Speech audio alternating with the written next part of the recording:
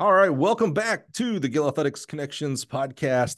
I'm really happy that you're here. I'm proud to be your host here, but I'm really excited. This is maybe a little different. We're going to stay track focused, trust me. But as you've already seen kind of on the title here, not necessarily a track coach, although we're going to learn. He did do some track and some track coaching.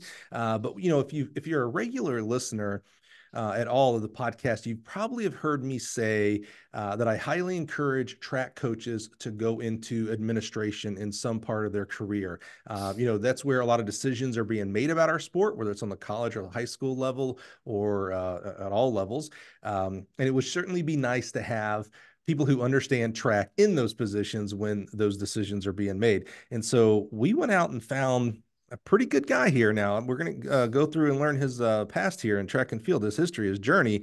And but he's actually he's an AD and kind of a big time AD. I'm gonna have him explain it a little bit more, but he's the AD of Northwest ISD down it's kind of north of Fort Worth, Texas. Actually, he oversees 3 high schools. So he's the AD of Northwest ISD. So he oversees Northwest High School, Byron Nelson High School, and Eaton High School. That alone sounds like a big job. I've met plenty of ADs. One school is a big job, so I can't imagine we're going to learn more. Help me welcome from Northwest ISD, the wise, the wonderful Mr. George Lutkenhaus. George, how are you, sir? I'm good. Thanks for having me. Sure appreciate it. Absolutely. Thank you, man. I love bringing different angles of our great sport to people. We don't have a lot of athletic directors. We tend to focus on the coaching side here. So I'm excited to learn, what in the world do you do? And, maybe I've got some track coaches going, yeah, make sure you ask him X and Y. And, maybe there'll be a little grilling here. I don't know. We'll learn together. How about that? Sure, absolutely. George, why don't we start with kind of give us before we get into your journey, give us a little bit of a background of Northwest ISD, the 3 schools, maybe the 30-second version, because we're going to dig deeper into what your job entails as the athletic director of an ISD. Kind of give us let's get a little bit of a scope of what you are, who you are, what you do. Well, Northwest ISD, just to give you a little background on it, it's the fastest growing school district in North Texas, probably in the state. We're 235 square miles. We have 3 high schools with Northwest, Byron Nelson, Eaton High School. And then we're also opening a fourth in another 2 years. They're fixing to break ground on it coming pretty soon. So we're filling up really, really fast around here. So it's always busy with construction and just the sports in general. So it's flying by, that's for sure. I've been here now with when I came in coaching, it was 1 high school, and now we're fixing to be number 3. So I've kind of seen a little bit of everything just within the district here in the North Texas area. I wonder, do you sometimes look back to when you had 1 high school and was like, I thought I was busy back then. Absolutely. Yeah. It's when you're coaching, you're so kind of focused on just your kids and the program itself. And then when you kind of move into this role, it's more of a shotgun blast where you're just Mm. kind of a little bit of all over the place. But you've got 13 different sports at the high schools and then all the middle school stuff that's going on as well. So it definitely keeps you busy, that's for sure. But yeah, it's a lot of fun. But it is definitely it's a challenge from time to time, especially with all the growth. Yeah, absolutely. Yeah, I can't imagine. That is a lot.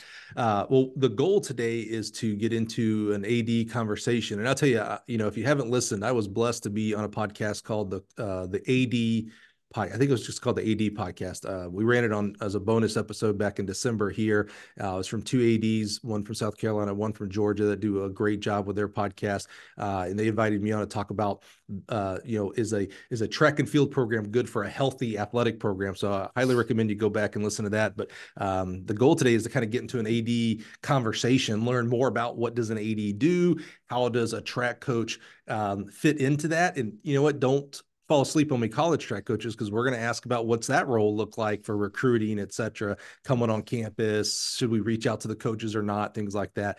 But first, we've got to kind of like see if George has any street cred here. We are, a track and field podcast, so we're going to look at his background here. So George, any track background at all, or you just kind of, you see for every 4 years you see the Olympics, and so track and field. Well, a little bit. Yeah, I grew up in North Texas area. Went to high school at Lindsay High School, and so those 1A schools, you play everything. And come about junior year, you find out that hey, I can do this track thing. So I ended up at the University of North Texas for 5 years. ran middle distance there, a little cross country. And then I got out and started coaching right away after college. Started off at another 1A right next to my hometown there in Era, Texas. Was there for a couple years, and then my wife also coached. She was in Paula Point, and I was in Era, so we came to Sanger together, which is actually her hometown, and so we worked there together for. I was there 5 years before as a track cross country coach, and then came down to Northwest after that and coached there for I believe it was 9 years as head cross country track coach. Had some success with some kids, had a lot of fun, and then moved into the AD role. Oh, geez, 8, 9 years ago now. And so I'm the B team, as I always describe. My boss Joel Johnson, he's awesome. He hired me over here. So we have several different ADs within a district this size. But I'm fortunate to be over here and to work with a lot of good people. And then we have a lot of really quality track coaches now within the district that do a great job. And you'll see a lot of our kids down at the state meet this year. So looking forward to this spring for sure. That's maybe more of a track background than I would have thought. I get happy when AD tells me, yeah, I ran track in high school. I'm like, oh, good. Okay. At least you kind of know the sport, that, it's different than football, baseball, volleyball, just like they're all, independently different. And not that I think you need to participate in a sport to be able to govern it, because that's impossible. You didn't play every sport that you oversee today, but I typically like, oh, you ran. So you kind of get it. You didn't just run in high school, which that's awesome as it is. And then you didn't just run in college. You actually coached for a while. What did you said you played a lot of sports. Love that. What gravitated towards, why did you gravitate towards track and end up doing that in college versus maybe other sports? Uh, you know, I was actually looking at football and basketball at the collegiate level for a little while, but I had a turning point one time, basketball game, and bottom line, game comes down to somebody else shooting free throws, and you played lights out and all that. And it's very frustrating for that. And so track was kind of a natural fit for me from the standpoint, if I'm going to lose, it's going to be my fault. Right. And there's nothing better than a team atmosphere and all that stuff and the things that you can learn from that. But that was kind of a turning point for me. Like, if it's going to be somebody's fault, it needs to be my fault. Because you can't always have the ball in your hands at the end of a game. And it was just a natural fit, and then when you're younger, it's probably not the popular pick, because it's not football or basketball or whatever it may be. But as you get older too, you start to realize, this is kind of nice. I can go do this on my own. I don't have to necessarily have somebody overseeing what I'm doing. Running is just kind of one of those things. It's kind of freeing, if you will. But that's kind of the reason I went down that path. And then just I ended up at North Texas with a master's degree with emphasis in XPhys and in biomechanics. And so basically track and field. And so I just love those two fields, with physiology and the biomechanics side. So I love coaching all events. It was always fun, because it all kind of ties together with what I went to college for, right, and what I really, really enjoyed. What did you think? I'm always interested. I think it's kind of crazy in this world, not just in America, that, we make 18-year-olds kind of pick the rest of their life going into college. You pick a major and you're supposed to just know what you want to be as an 18-year-old. I didn't know anything as an 18-year-old. As you were going into North Texas, going into college, what did you think? What was the career, at least as an 18-year-old, you thought the career might be as you grew up?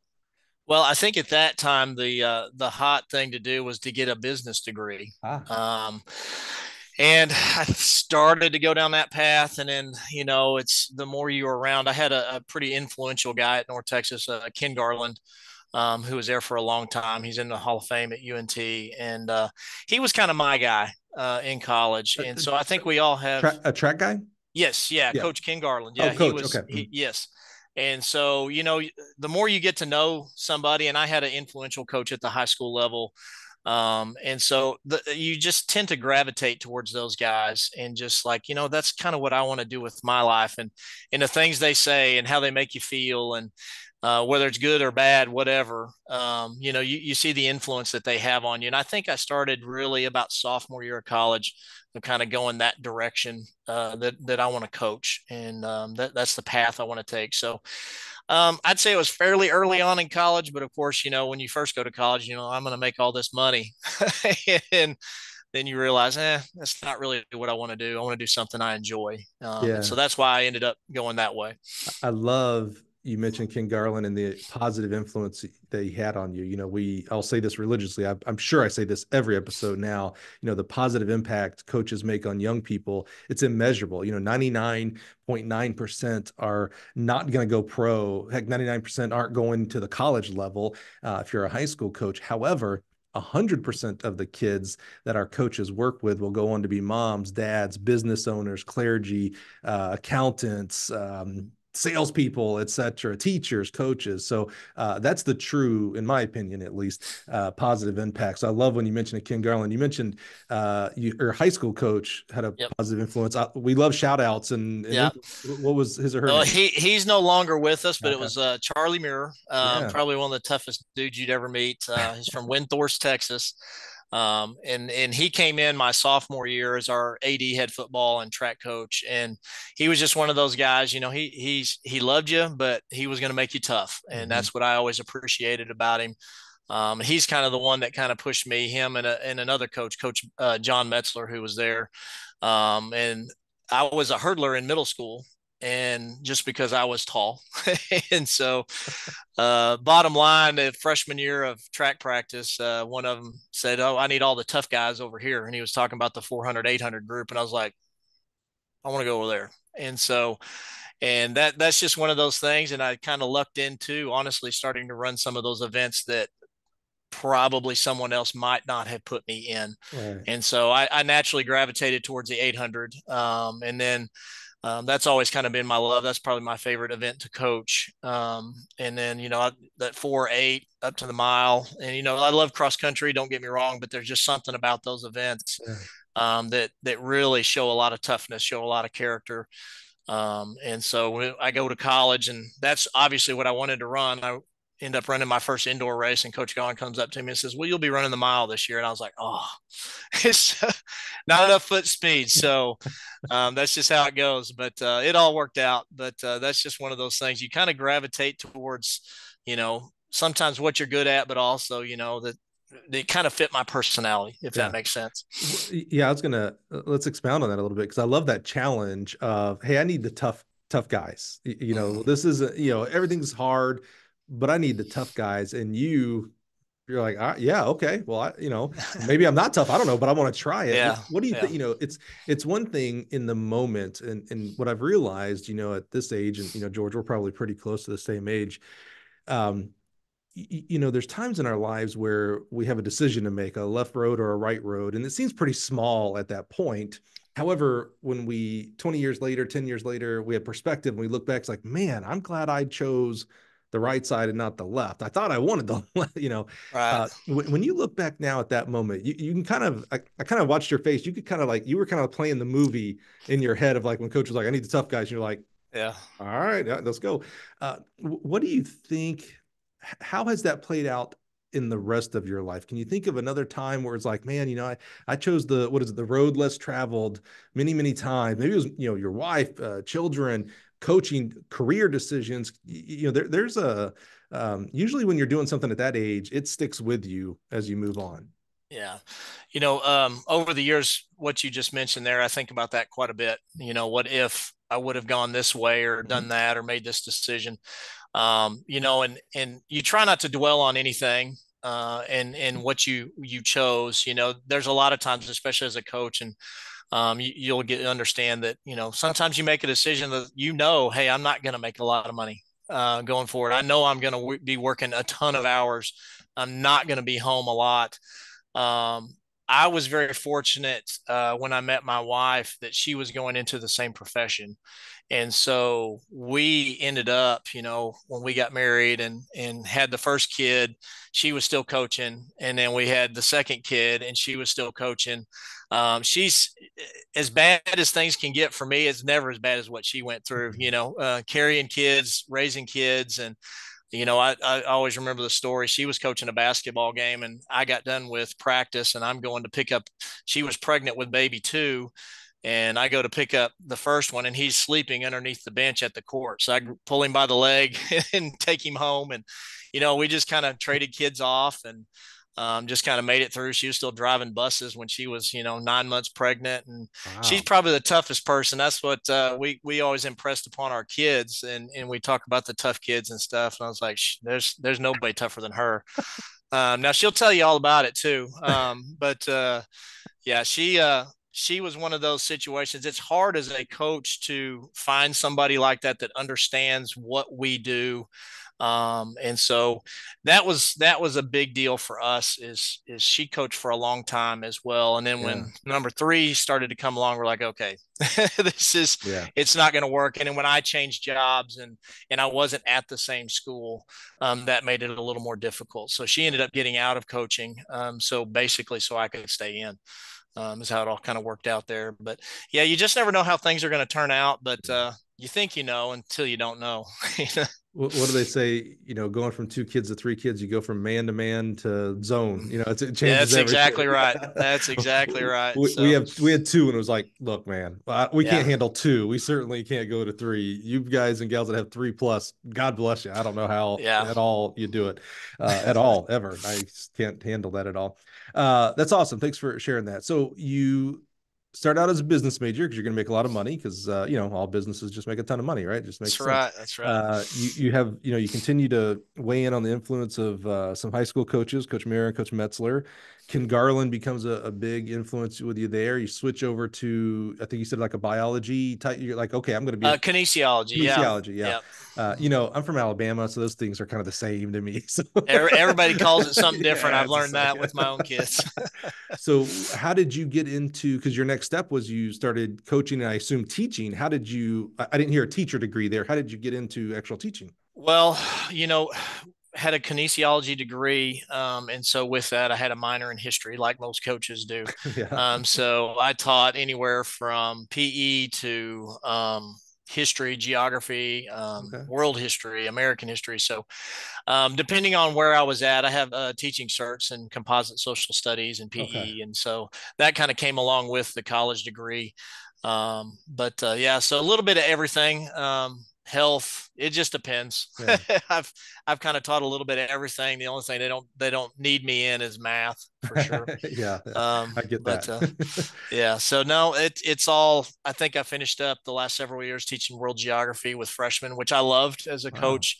I know a lot of people avoid freshmen, but I loved freshmen because one, that especially at that time, I was kind of on their level with a lot of things. So you like to have a little fun. But it was easy to recruit too. So Oh, when you sure. catch those kids at a big school like that, freshman year, and kids talk, and so you win a few over here or there, you start winning a lot of them over. So that was a huge deal for me too, to be with those freshmen in the classroom, because I definitely found a lot of kids to help us out in the spring. Yeah, I love that you brought that up. One of the things I like to do is bust myths.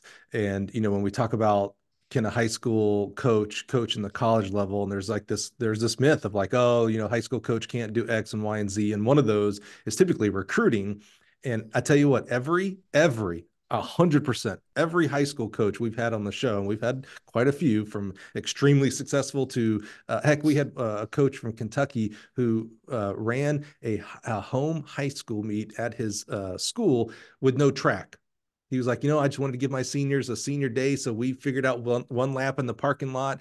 They allowed him to build the sand pit for long jump. He did the shot put in the softball. And I was like, what a great, gritty, no excuses.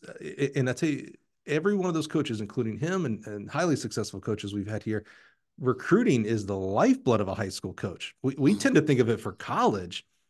I have yet to hear a high school coach say, yeah, I just deal with whoever shows up. It's like, no, they walk the hall, work the Yeah, hallways is what I always hear. Work the hallways. You're talking about yeah, freshman year world geography of like, hey, man, we're pretty good. If you want to play a yeah, sport, come on out. So I love that you just naturally brought that topic up, because that's yeah, to me, it's just ludicrous when someone talks about, a high school coach can't recruit. And it's like, they might have it harder.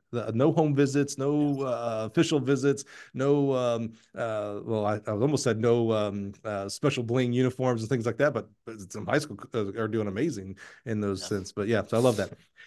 You coached for a while, George. We could have had you on the show not too long ago. You said you've been doing AD since around 2016. Heck, we could have been doing this in 2015, talking about your coaching background. How did you evolve as a coach? I'm always interested in straight out of college coaches, whether they're high school or college, because yesterday you were on the team doing workouts, and then the next day you're actually running a team. How did you, like, that first year when you're the coach now, you're Coach Lutkenhaus. I knew I was going to screw that up. Not athlete George. How did you transition? How was that transition for you?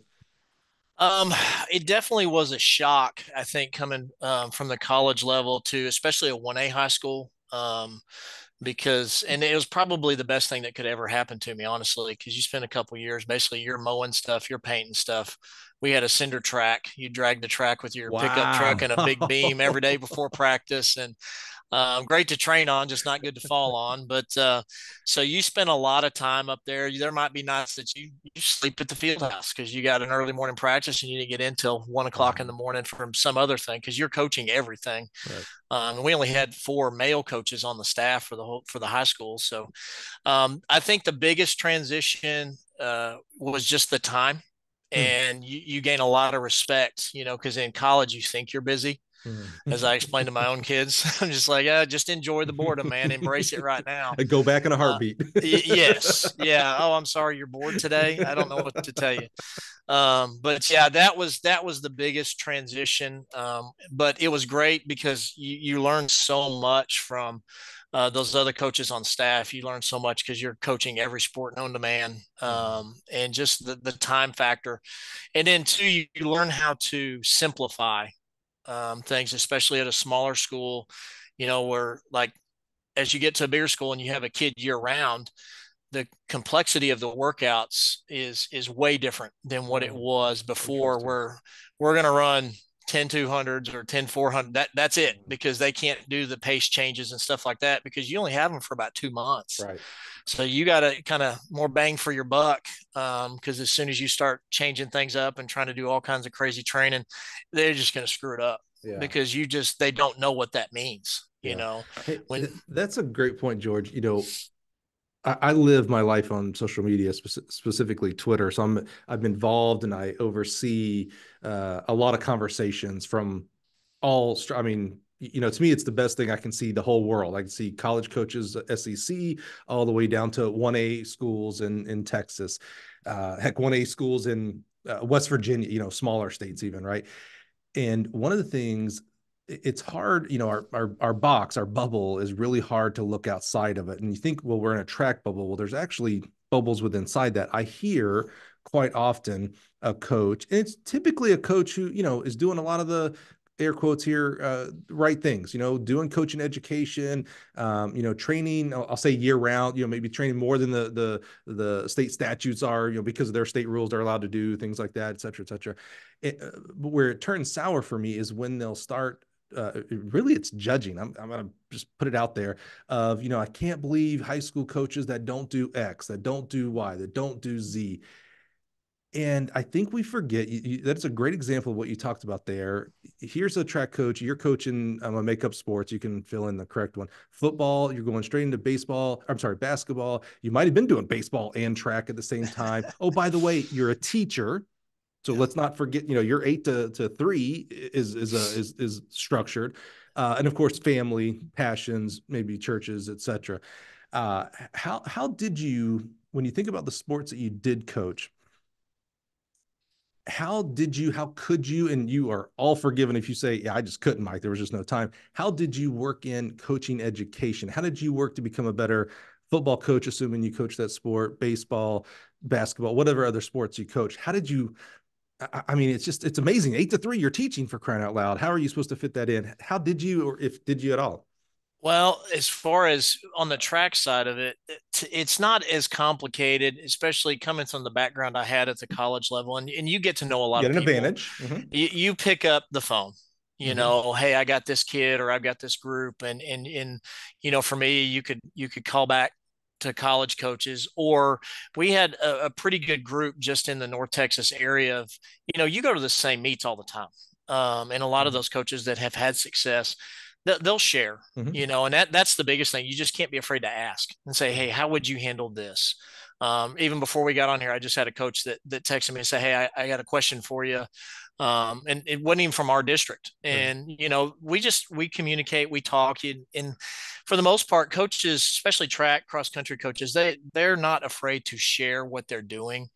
But we kind of talk about the same thing that you're mentioning there all the time, from the weight training world to the track Mm-hmm. and field world, all that stuff.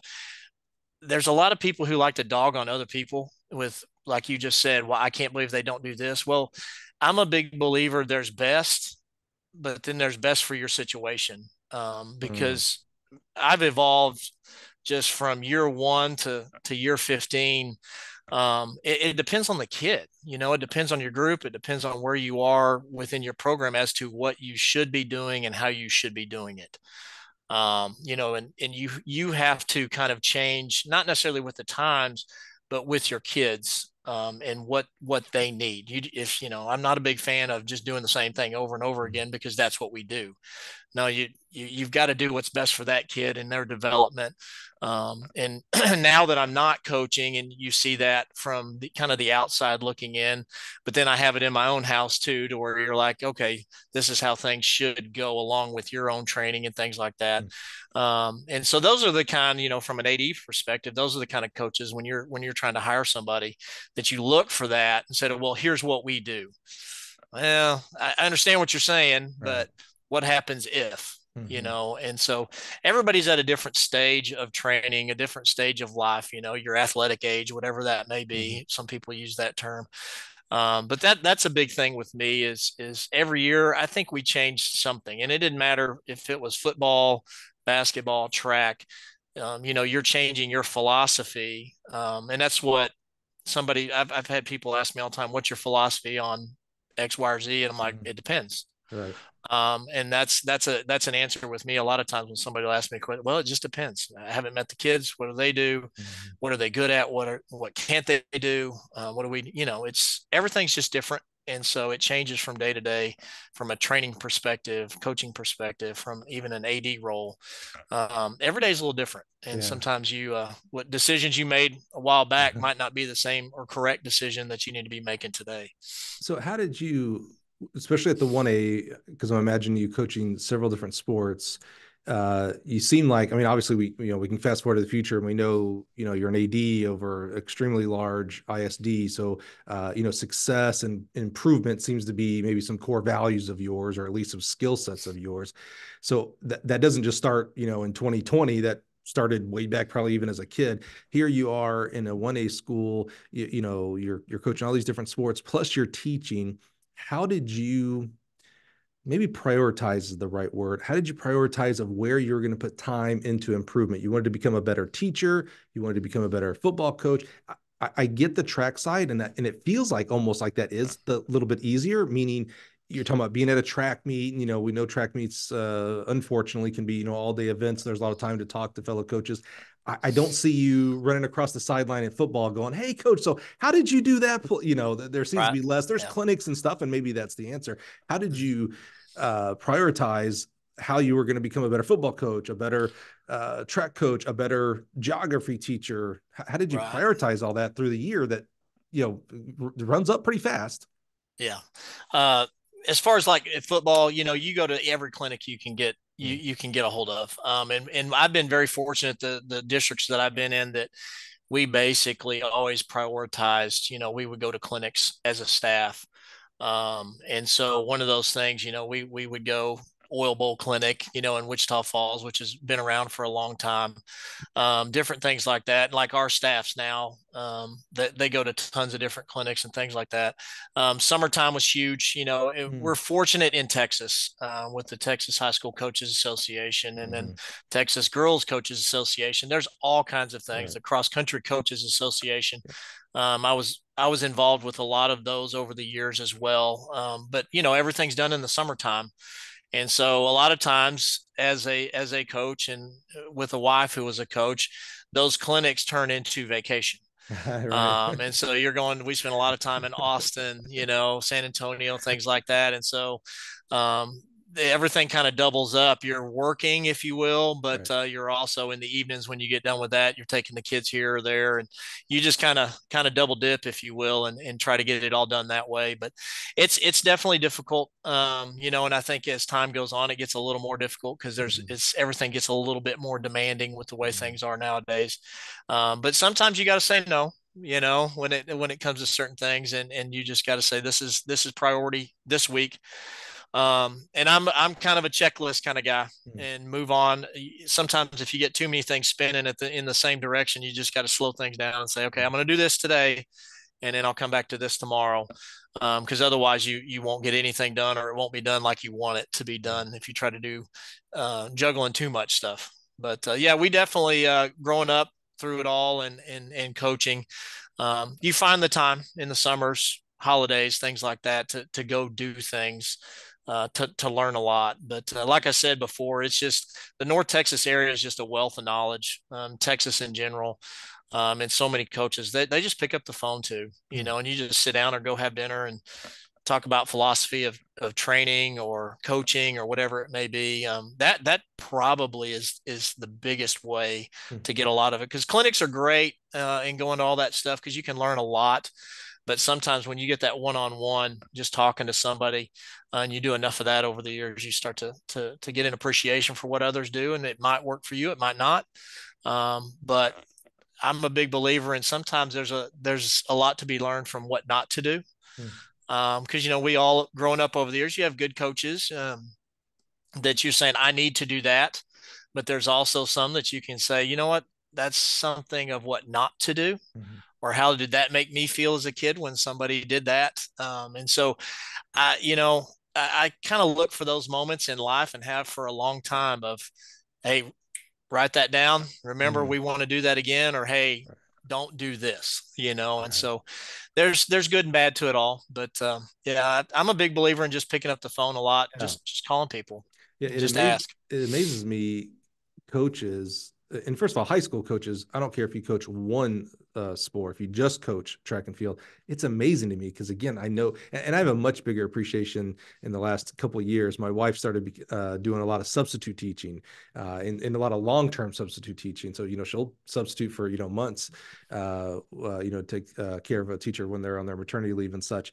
And so she's not a full-time teacher, but I see what she does, and it's like, oh my gosh, that's a ton of stuff. And it's like, oh my god, and there's people who do this, they're full-time, like, Yeah, oh my goodness. yeah. So I'm amazed that even if you coach just one sport, as a high school coach and teacher, that's amazing.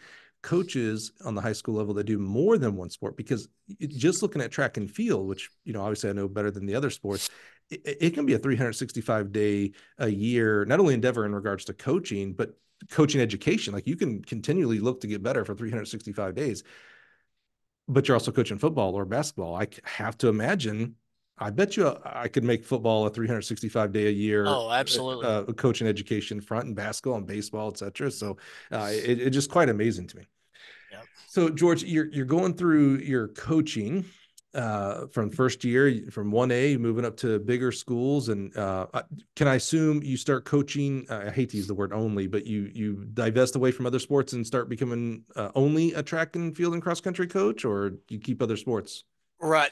I went when I went from Era to Sanger, which was a 3A at the time, 4A now in Texas. You know how it goes, that you get more coaches in a school Mhm. of that size, and so it kind of whittles it down a little bit because things become more full time, Mhm. and you get full time kids. And so yeah, I went from there, and I coached basketball, continued on there Mhm. for a couple of years there, and as the head cross country and head track coach on the girls' side. And so I kind of transitioned too from coaching boys to coaching girls, Mhm. and had the boys in cross country, and then coached basketball for a while. And then it just became full time cross country track. And then, yeah, the bigger the school, the more it tends to kind of, you go down to the singular sports, Mhm. because a lot of those kids you'll have that'll be in your athletic period full time. Yeah. And so there's not as many multi-sport kids. I mean, you're always searching for those kids, but at the same time, you're kind of running your program year round all summer. Right. I mean, you know how it is with cross country and track. If you're not doing something year round, unless you're in another sport, you're getting behind. if you're Yeah. just sitting around doing nothing. So it's just kind of where things are now, especially, you get into the bigger schools, and you're still searching for those multi-sport kids and trying to make things work out. But if you go up against the competition, I tell my own kids all the time and say, well, that kid's training 12 months out of the year and you're training 3. Eventually you're going to race, Do the and math. yeah. And so that's just kind of how it goes with certain things, but you Yeah. you find it, depending on the sports, a lot of things cross over and work together a little bit better than others do. Yeah. But you always encourage them, do as much as you can as long as you can, and that's how it was with my own. And some of them did a little longer than others, but especially in middle school, all of mine were 4 or 5 sport kids, and just find what you like and go from there, and then let's go be good at it. So as you went through your coaching career, and we'll get to the administration side here in just a second, but as you went through your coaching career, how did you develop and change as a coach, and how did that influence of your college coach and your high school coaches affect that and drive it? Um, you know, they all of my guys were pretty influential. I mean, they were the reason that I got into it because I think we all at some point have that guy. Like, I want to be like that guy. Mm. And so that's what got me into it. I think I changed over time um, as a coach. When you're young, everything is just I don't know how to explain it. Everything is Um, everything. yeah, I mean it's everything's super important, Yep. and it's very black and white. And I think not only as you get older do you get grayer, but your kind of how you look at life gets a little grayer too, and say, okay, that Right. maybe I need to lighten up on that. And so especially now things have changed a little bit where you got to kind of loosen up just a little bit. And you can't be as hardcore sometimes as you used to be, because especially when you're young, that's yeah, like you said, everything is everything, Everything and is everything. it's not, it's important, don't get me wrong, but at the same time sometimes you're like, all right, we'll be fine, we're, Right. we're going to be just fine. I get to work these kids out 12 months out of the year, and so if this doesn't happen today, it's going to be okay. It's not life or death. Yeah. But Yeah. when you're 22, 23 years old, it's like, oh my goodness, but season's over because we had bad weather today, and so it's one of those things. Now you just definitely you relax and kind of roll with the punches a lot more than you used to. Did you keep or start a tradition every year of with the new kids going, hey, I need the tough kids, and do them in the 4-8 or Yeah, we talked about it a lot, and yeah. I had several kids. One in particular, he was a very good 2 miler, and he went off. He was NCAA qualifier in cross country, and but he was a stud. I mean, absolute stud. And he would get mad at me, not because he wasn't tough, but he didn't have quite the foot speed that some others might Sure. have. But he wanted to run that 8 like you wouldn't believe. And so I said, well, we throw him a bone every so often. But yeah, just with one of those things that we kind of built, and especially with our girls program, we wanted every kid. And after a few years, we got it there to where there was a fight to be on that 4x4. Yeah. And I mean, because you can do so much with those kids, because one, they're tough, but two, they've got speed, they've got decent endurance. And then when you're at a smaller school, at that time, oh, what was it? Can't even remember anymore. It's been so long. But a lot of the smaller schools were still running 2 miles like they do in Texas, where the 5A, 6A's run 5K Right. for the girls. Well, all my 4x4 girls were my best cross country runners.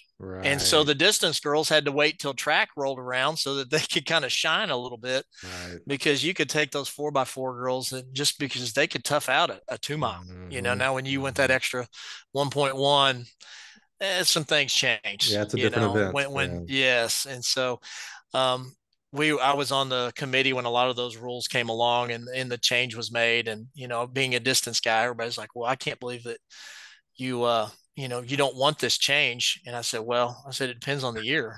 you know Again, you got to kind of roll with it. Can I one pick? one year I'm going to want a 5K because of those are the kids I got, and another year let's keep it at the 2 mile because I got a good mile relay this year, and Right. they're going to come out and they're going to really really compete hard for Love you, it. and before you really start hitting into the heavy track training. I love it. I love it.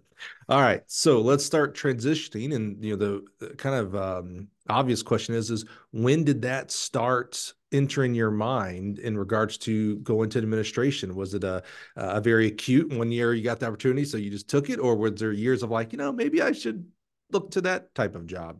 I think you said it best right there. It was quick, Mm. and it was one of those things that our athletic director at the time, Susan Elza, she ended up going and taking over the UIL for the state of Texas. Oh, wow. And so, she was an influence, and she did a lot of good things for this district when it started to really grow, especially kind of she made some changes and from more of a rural district into a suburban Mm. type district. And so my current boss, Coach Johnson, he took over her role, and I had worked with him previously at Northwest High School, and it just seemed kind of like a natural fit. And so when the opportunity came along, and that's one of those things that I think when I got into this, it was never really a goal. It's Mm. never really something I sought out.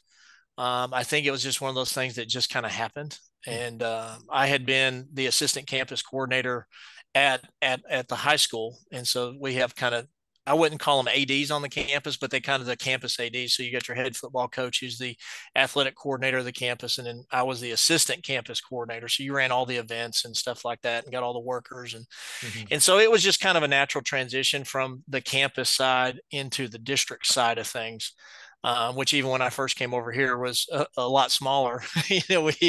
We've opened so much stuff between middle schools and high schools since then. The role has continued to evolve Mhm. from more of a, like I said, a rural type setting, to where we were pulling kids from all over the place, to now they're kind of split up, and Mm. you got 3 6A high schools, with a fourth on the way. But it's definitely changed, and the flexibility of the job definitely changes from year to year too, as to what you're doing and how you're doing it. Just like every assistant coach doesn't necessarily need to be a head coach one day, not every coach needs to be an administrator one day. And when I say need, I'm talking about skill sets here, not necessarily motivation or desire, but just it's a different skill set. What do you think Coach Johnson saw in you that he thought you'd make a good AD? And then kind of the add-on question to that is, what are the skills as an AD that you put in? I'm gonna call it on a daily basis. It's different from coaching, but maybe not. I don't know. Great question. Probably need him to answer that one. You know, he put together kind of a group that kind of encompassed all the sports. To where everybody kind of had wouldn't say a specialty, but people that kind of knew a little bit of everything, and then kind of had a specific role. Mhm. And so we all kind of split up the sports and things like that to some degree, and we all have our own little roles, but we all work together at the same time. But I want to say probably it had a lot to do with the cross country track side of things. So that you had somebody within that role that showed attention to those things, or like the individual sports, Olympic type sports, Mhm. which was, I've got a son who's a swimmer. And so you try to find people who understand those different sides of everything that we've got going on in the district. And that probably had a lot to do with it. And then too, he probably saw that I didn't mind working. And that's Yeah. one of those things. You put in a lot of hours as a coach, and then when you move into this role, it's different. But it's still, I mean, you've got something every night, 3 4 Yeah. nights a week. It's still a lot of hours, and so you have to find a person that's okay with that, and whose family may be okay with Yeah. that they're gone. And I've got kids of my own, and sometimes I can be at their stuff, and sometimes you can't because you're watching other kids. Right. And so that's one of those things that once you find somebody like that, they're not going to be gone all the time, and Mhm. sometimes you got to be okay with not being at your own kids' stuff. That's a big part of it, and I think that's a big part too that comes up with kids, when you have your own kids, Mhm. that a lot of people and coaches, I've seen a lot of young coaches over the years that they're in 3 or 4 years, and they start missing stuff, which you don't want to do. However, sometimes it's just part of the role. Right. uh, W- When you went into the administration side, did coaching cease at that point, or was there any kind of yes, yeah. yeah, It's like I said, with a district this size, we've got right. how many kids now? It's over 30,000.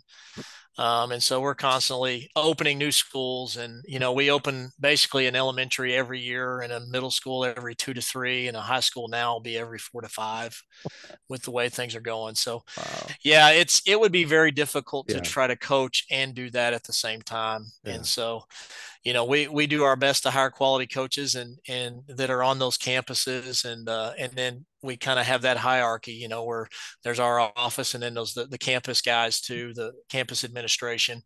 And so there's a lot of stuff that a lot of times we don't get to see, a lot of those assistant coaches and stuff, but Right. and shoot, what do we have? We're close to 250 coaches across the district. And that's, Wow. it's not going to get any smaller anytime Right. soon. So, you Wow. try to hire good people and find good people out there and that are going to do right by kids. And right now, that's coming up. That's kind of the big role coming up this spring is, there's natural movement with the Mhm. coaching world. And so that'll be a big thing come this spring, trying to find new bodies. And then when you open a new high school, hiring a whole staff there too. Oh yeah, right. A lot goes into it. And so we just opened a new middle school last year, and we'll have another one here pretty quick again. So that's a full-time job in itself. Yeah. And then getting out to everything else and hoping, making sure everybody has everything that they need to be successful. You Yeah. want to make sure you take care of coaches the best you can. That's kind of, we talk about it a lot in this office is, we're a service industry. It's our job to make sure those coaches are taken care of so they can take care of the kids. Right. And then you get out and, we watch a lot of games, a lot of everything. So I coached for 10 years, a couple of years on the high school level and the rest on the college level. And when I got out, I remember I always describe it as around 2 to 3 o'clock, I'd get the itches like, oh, I'm supposed to go outside and play in the sand. I'm supposed to help long jumpers and stuff like that. Did you have that at all when you first, like, the first track season rolls around and you're not going to yeah, practice? absolutely. I'm not a big crier, but when Oh, I told my kids that I was making the move, it was tough. It was really tough. oh man. The one thing that did help me with the transition though was my own kids, because I Mhm. got to kind of live through them a little bit, and you try not to coach, and I'm the first one. I'll sit in the stands when my kids are competing. I'm up there with my wife and stuff, and you let the coaches do their jobs, and but that helped, being able to just kind of go watch them and be Yeah. involved with them. But yeah, they kind of came along at the same time. I've actually never, we talk all the time about, coaches that coach their kids. And that was never really a goal of mine. And I know some people look at it the other way. My wife actually did all the coaching, like through youth league and stuff. They got to play their one sport a year growing up, but my wife was always coaching basketball. She coached the youth track and all that stuff when they did that. And I was we kind of flipped roles on that. So like, I'll bring the snacks, I'll bring it, make sure they have everything they need, and it's still in a lot of ways that way. And so, yeah, my own kids helped with that transition a little bit because they kind of kept you busy. But yeah, you miss coaching. I don't know if there's any Mhm. AD out there that would say that you don't miss being around the kids full time, because a lot of the stuff we deal with now is just kind of negative. It's kind of like being a principal. My wife's a principal, and whew, God bless them. That's it's one of those jobs that there's some positives that go along with it, but a lot of times once it gets to you, it's not positive anymore. So you've got to learn to deal with that kind of stuff, and then really enjoy when there is some success that's going on out there, and make sure you don't overlook that, because sometimes that can be easy to do. How okay to talk about your kids a little bit because Absolutely. Yeah, sure. you and wife, mom here have done an amazing job. So this was another reason why we wanted George on the podcast. Obviously his track background. I mean, it's amazing. He belongs on the podcast just on his track and coaching background alone, right? But you have a son who runs at Tulsa. Uh, a great friend of mine is head coach there, Steve Goley. I've known him for a long time, love him to death. Tulsa's one of my favorite schools because it's in my favorite trivia question, the college mascots that don't end in S. As you know, of a dad of a Right. Golden Hurricane, that Yeah. Tulsa is one of those. Yeah. Now I know you're all thinking this right now. Well, what are the other schools? Start thinking about the mascots. Everybody's the Trojans and the oh my gosh, what's UNT? Oh my gosh, the Mean Green. Oh my gosh, Mean that's one Green. of them. Yeah. Mean Green. Mean There's Green. one of Yeah. them. Yeah, yeah, yeah. Yeah. Longhorns, Raiders. find, we just gave you two: Tulsa Golden Hurricane, the North Texas Mean Green, and there's several others out there as well that mascots do not end in S. So you've got a son that runs collegiately. Bravo, right there. I mean, again, that's not easy. You have another son, I think, right, that swims for, Yep. which, kind of ironic, swims at Adams State, which is another amazing track school, by the way. Well, and that's, I'm not gonna lie, that's how we found it. Because knowing the running schools and Dr. V Hill that was up there, and now Damon Martin, Yeah. just some legends up there. And then I had a coach in college that he trained up there for a long time, so I heard all kinds of stories about Adams State. Right. And so that was just one of those things that we kind of found it based on, believe it or not, the track and cross country side of it. Wow. And so he's been up there. He's a junior now. He just finished his conference meet in the RMAC this week or this last week. So yeah, he's fixing to be done. And then you got the one at Tulsa and one more. Is the RMAC, in Division II, that conference is, I don't know if I've ever heard it explained like this, but this would give you kind of the example. It's the SEC of Division II conference. I mean, it's just a killer conference. Yeah. Is it like that for swimming too? Yeah, there's a couple schools, Colorado Mesa and Colorado School of Mines, that are they're unbelievable. Yeah, absolutely unbelievable. Wow. And so they can compete with just about anybody. And then, you're getting that benefit of just the altitude side of it. Sure. And then when they do happen to come down to sea level, which is rare because they stay up there kind of in that little area. But it's a very competitive conference. And so it's been a lot of fun. He's got to see a lot of things that normally a kid from Texas probably wouldn't. And so he's got to do a little traveling. So that's been good. It's a great example of, what sports can do, and you use the sports kind of as a vehicle to get your degree and things like that, and to get to see things that you normally wouldn't get to see as just a regular student. Yeah, so absolutely. He's had a good experience. He really has. It's funny you mentioned the altitude. That's a natural thing for me to think of in running. Did not think about that as swimming, but of course, I'm from Alabama, so like altitude, they're in the water, and that'd be my thinking. Like, there's not much breathing going on in some of those events, that's for sure. And then you have a third son, not too shabby himself. Holy cow! Yeah. So and I meant to look up, is Tulsa the oldest? Is he a middle distance? Is he kind of 4.8-ish? Yes, he was a 4.8 guy in high school, and it's kind of that natural transition. He'll slowly work up in events. And so he was an 800 guy mainly in high school. He ran the 8, the 4, and the 4 before. Right. He went 150.04 at Nike Nationals last year. He finished third at Nike Nationals, and so he's pretty solid. So he's the middle son. He's the middle one. So the older one's a swimmer. Is the swimmer in? I don't know what the equivalent would be. Is the swimmer in equivalent middle distance type distance for swimming? That's exactly right. Yeah. So basically, everything's like 25%. So, the 100 in swimming is equivalent to the 800. And so he's a freestyle. He goes from 50 to up to 500, which would be kind of like the mile. So yeah, he's in the exact same type of events that the other ones are in track and field. So can't get away from genetics. That's what I was wondering. And then your youngest, also a 400, 800 kid in his freshman year in high school this year. Yeah, he came on pretty late in seventh grade. He did 5 sports all through middle school, and so we try not to push him into one thing too soon, but he started earlier than the other ones. He just was kind of that natural. He was the sports freak in the family. And so he got to play youth football that the other two did not, just because he had so much interest in it. And then, so when he got to middle school, he stayed busy. He played quarterback, he played basketball, he wrestled, he, ran cross country and track. And we saw with him, he went undefeated in middle school, from cross country to every event in track, from the 400 up to the 1.5 miles. And so he got invited up to Brooks to the PR meet in Seattle. He had gone 157 as his 8th grade year. And so he gets invited up there. He goes and wins that meet and breaks a meet record, goes 154. Then we drive down to Nike, and then both of them run there, Drew and Cooper. And so Cooper runs and wins the quarter up there in 48.7, breaks the meet record. And then runs 153.5, breaks the meet record. And then Drew goes and finishes third. That's where he ran 150.04. Wow. So there's some jockeying there with those two, especially of anything you can do, I can do better type. And so we Yeah. saw that from the middle school to the high school, from his Drew senior year in high school to Coop's. Coop would do something crazy on a Wednesday, Thursday night, and then Drew's like, "Wow, I better step it up here." And Right. so, There's a um, there's immense competition amongst your team.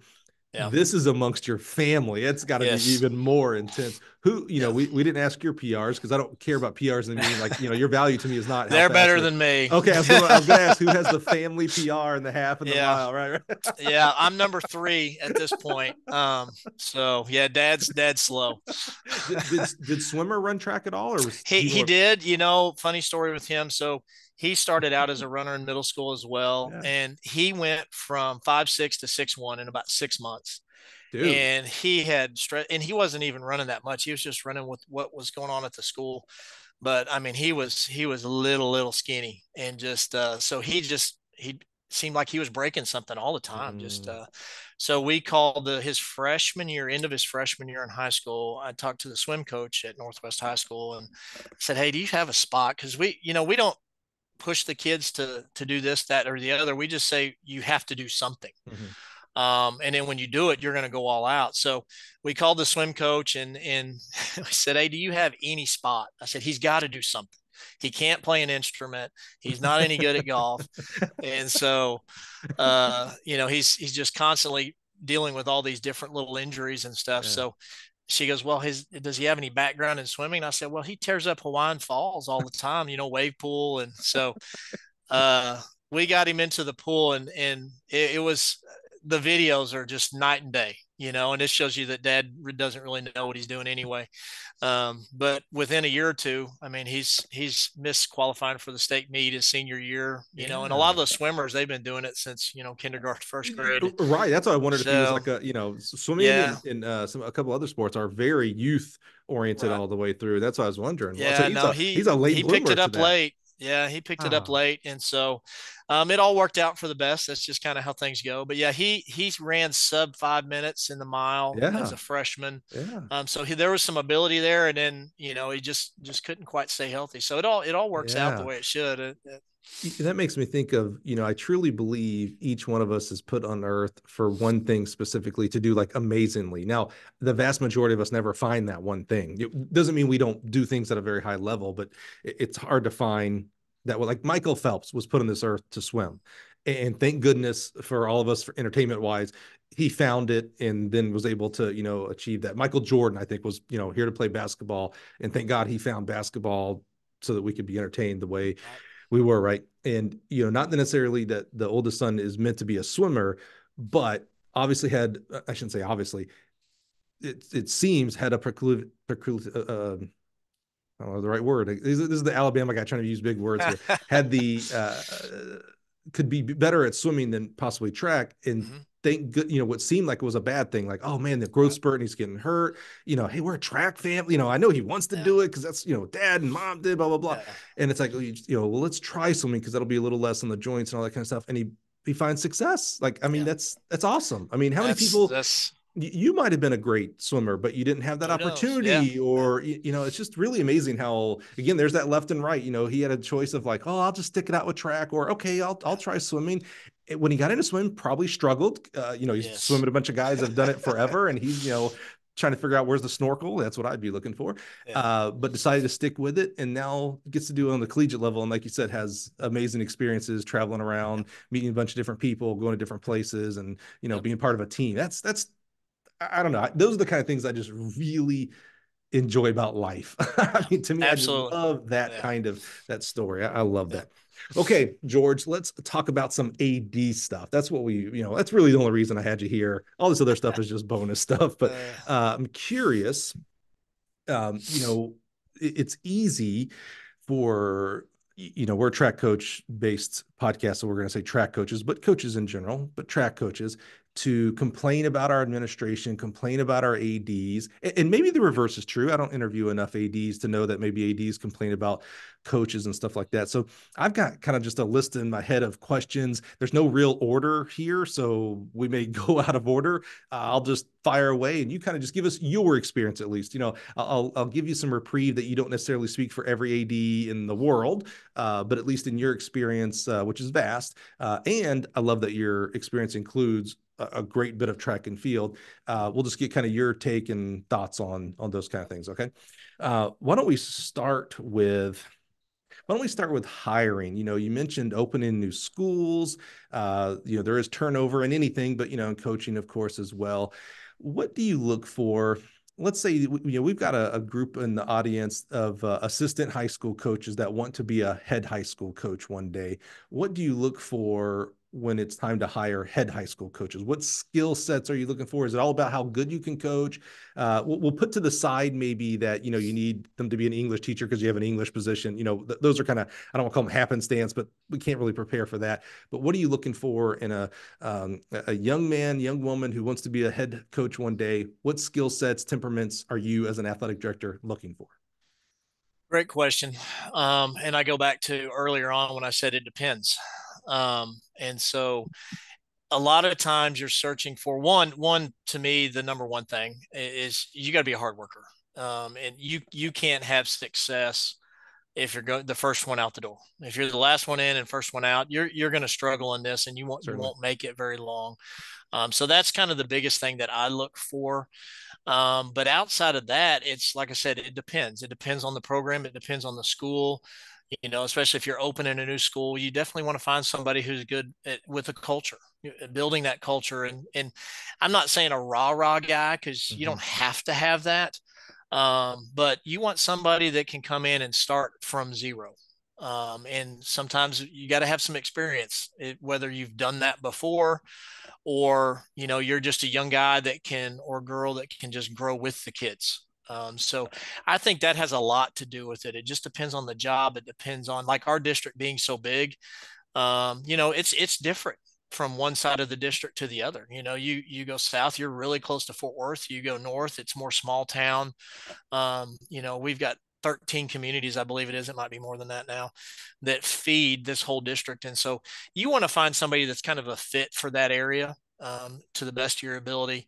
But definitely it all starts with hard work, because if you're afraid of that, it's not gonna work anyway. So if you can find that solves a lot of your issues right there. If you can find somebody who wants to be around kids, and wants to be successful, and doesn't mind putting in the time, because that's what, bottom line, it takes a lot of time. So how do I, as an assistant coach, prove that? And what I mean by that, if you were to have said, my number one requirement for a head coach is that they know how to coach, awesome. Okay, I can prove that. I can show how many kids made it to regional state. I can show, freshmen come in at 5-minute miles and they left at 4-minute milers, those kind of things.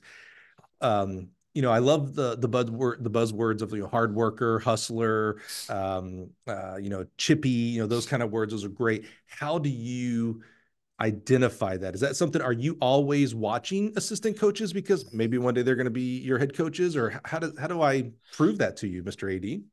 Well, the biggest thing is, we hire all the head coaches, from our office. And then if we have a assistant coach, everything runs through that head coach. And so you don't necessarily have to impress me, but you've got to impress your head coach. And then that head coach would come as a recommendation. Say we have a new school opening up, and they're going to come to me and say, "Hey, George, this guy, this is the one." And so you see those assistant coaches on the bench and things like that, but you're not in the coach's office with them on a daily basis. And that's where you learn about a person. It's kind of like the locker room. You learn about kids and things like that, and the kids learn about each other, but it's the same way with coaches. And so you have to rely on those head coaches. And then we give a lot of latitude. If you hire the correct head coach, we let them go find their assistants, because they're the ones who has to work with them. Now we might, weigh in on some things, because, it's a coaching fraternity. Everybody knows somebody. And so you help them out with that kind of stuff. But when you hire a head coach, you have to kind of rely on them and give them, you don't want to micromanage them, you got to hire a staff. we can help you with that. You let us know what you need from us, but they've got to find somebody that they can work with because they spend a lot of time with them. Yeah. So if we're just throwing people at them, you might not have a very successful group because Mhm. just because you would work well with them doesn't mean that head coach would. Good point. So basically, we rely on those head coaches to answer your question on those assistants. And Love that. so, um, we when something opens up, we will email those head coaches or talk to them and say, Yeah. hey, what do you have, or what do you think, or is anybody ready on your Mhm. staff that we could bring in and talk to? Love that. Well, that begets a follow-up question. What is your role as the athletic director to help a coach out with all the other stuff? So it's one thing to be good or capable enough coaching, the actual, I'll call it the X's and O's of what happens during track practice and at a meet. But there's other things coaches have to do. There's budgeting. They have to give you a budget request. Maybe, and I don't necessarily know, you correct me and maybe add stuff that I'm going to miss. Scheduling buses. Maybe they have to, a first time head coach has to write up what the team rules and conduct and expectations are. What's your role as an athletic director to help new coaches out with that aspect? Uh, we do a lot of that. We've got a lot of stuff online to help with the coaches and checklists and things like that that we go through with them. Me personally, just from this office, I'm kind of the travel agent, believe it or not. So we've got I handle all hotels, charter buses, things like that, so that the head coaches don't have to worry about that. So bottom line, they send me, hey coach, I need this, this, and this. Got it. And I get it done. And when it's done, I send it to them. So that's one thing we can help take off their plate. We have another guy in our office, Coach Kern, that he helps with all the buses, just the yellow dogs, all that kind of stuff, and helping them with their certifications. I handle booster clubs. We got Mhm. 39 of those Yeah. across the district. So I Wow. do all the booster club trainings, go through all the rules and things like that, and bank statements and all that fun stuff Yeah. that people don't realize that we do. Right. And we don't necessarily want to talk about it either because it's not that much fun Yes. sometimes. It's not real glamorous. And so yeah, it's there's a lot of things that we do that people don't see, Yeah. but if we don't do them, people will see. Right. And Oh, that's so a good way of putting it. Yeah. so it's a lot of behind the scenes type stuff. And so this is one of those jobs that if you want a lot of pats on the back, you're not going to get those. And that's okay. You have to be okay. It's kind of like being a head coach. Where everybody loves the backup quarterback, everybody loves the assistant coach or the first assistant. But once you kind of move into another role, don't count on always getting a lot Mhm. of love because you just get a lot of the problems. But that's just how it goes. That's just part of it. And you know that going into it. But it's okay. It's not that big a deal. So Did you just said, that going into it, you have experience. It wasn't that long ago. You definitely had some years in the athletic director, but it wasn't 30 years ago. yeah. When you moved into AD, did you know and Um, expect that, or was that an adjustment for you? yeah, somewhat it was an adjustment, Hmm. but for the most part, we had a gentleman here, Coach Prescott, that he has since he retired 4 or 5 years ago. He was just kind of that Yoda, that Mm-hmm. everybody went to, and you could sit down and he would just shoot you straight. Mm-hmm. And like, hey, what is this role going to be? And he could kind of talk you through that. The good thing that we do here is we kind of grow our own administrators, and kind of like I mentioned before, those head football coaches that are the campus coordinators, and then you have those assistant campus coordinators. So very rarely do we go outside of the district Mm-hmm. because we've got the next ones on one of those campuses somewhere. Much like you were talking about, how do you know an assistant coach is ready to be a head coach? Right. There's kind of that pipeline there, and you always want to go within your own people first. One, because not because it's easy, but two, they already have done the job to some degree, Mm-hmm. just maybe on a smaller scale. And so as they work up, it just changes. Just, well, you did it at one school, basically the same role. Now you're doing it for the whole district. Yep. And so that's kind of how we approach things here. It doesn't mean it's right, but it sure seems to work for us. Yeah. So No, that makes a lot of sense. They already know a little bit about the culture and expectations and right. even simple things that you think aren't it's not in the training manual, but where to go for this, who to talk to for that. They already know those things. So Exactly. they come in day one operating at say 50%, where a Yeah. newbie from the outside comes in operating at 1%. And Yes. that 1 to 50 is a big haul. Yeah, I get that. Absolutely. What role, and it may not be an official role, George. It may not be like, hey, this is part of my job description. It may just be as a former track coach and athlete, et cetera. What role do you have in encouraging your coaches in regards to the coaching education side? We send our coaches, we have it set up basically so we will pay from a district side for our head coaches to go to clinics. Hmm. And then the head coaches in turn have the ability to budgetary out of their own budgets to pay for assistant coaches to go as well. So our guys don't lack for getting to go to clinics and things like that. And like I said before, in the North Texas area, there's tons of stuff just right Mm-hmm. here in the state of Texas. We take staffs to coaching school with THSCA, and they Mm-hmm. do all the cross country track Right. clinics, volleyball, basketball. Basically, we encourage and then we pay for their memberships from a district level so that they will get involved, so that they can nominate their kids for those all-state honors, being a Mm-hmm. part of those associations. So basically, we try to take care of those head coaches the best we can, and then those head coaches kind of in turn take care of those assistant coaches who are interested and want to move on as well. Yeah, I got to shout out. We've mentioned a couple of organizations, a couple that I've worked with hand in hand. You mentioned there in the summer the THSCA, the Texas High School Coaches Association. They actually invited me back last year, and for some reason invited me back to be the MC for the track coaches portion. So I just enjoy serving other coaches and be able to help facilitate the room with amazing, I mean, like really amazing speakers. I mean, the coaches that they have that come up are just awesome. I couldn't talk to a Texas track guy, without talking about the TTFCA, the Texas Track and Field Yeah. Coaches Association, Stu Canner. Stuart. Yeah, Yep. yeah, good Love him. friend. Love Yeah, him. love him. Exactly.